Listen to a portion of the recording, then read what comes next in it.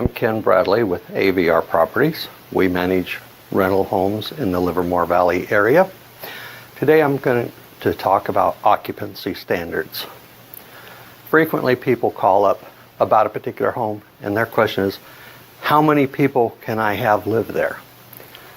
And you'd think they would be interested in finding a home for the number of people they have, but maybe that's sort of a flexible group, and they'll add people as they need to.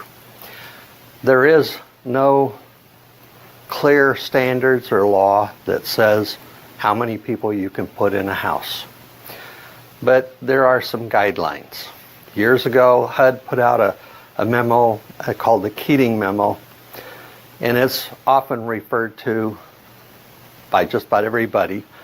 And its standard is 2 people per bedroom plus 1. But that's not ironclad. You have to have at least 120 square feet for the size of a unit, and for a bedroom you have to have 70 square feet.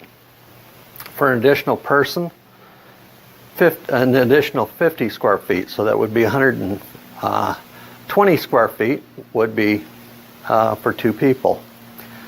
And another 50 square foot would be for a third person.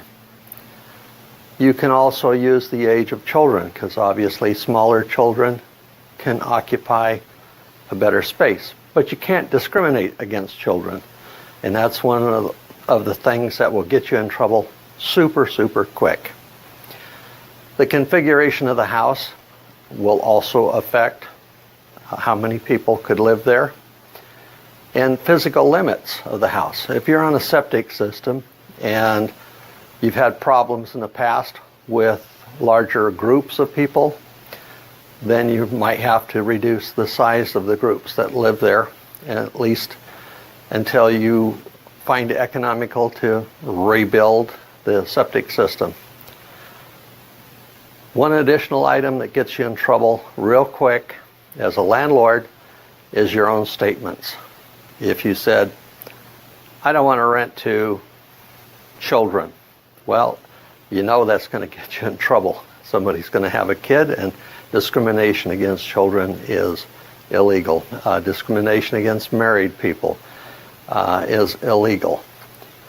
So when you have separate adults, you can handle them as separate adults, but when they have a spouse or kids, there's extra consideration there.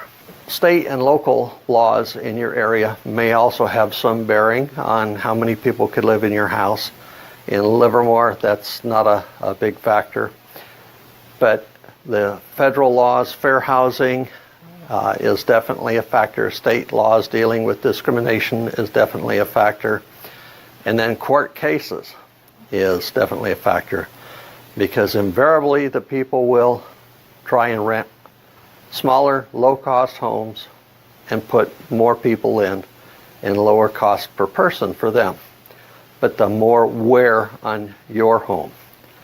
So come up with fair occupancy standards, knowing that if you're challenged, some judge will decide whether you're correct or not. Hopefully they're fair enough that you don't ever face that.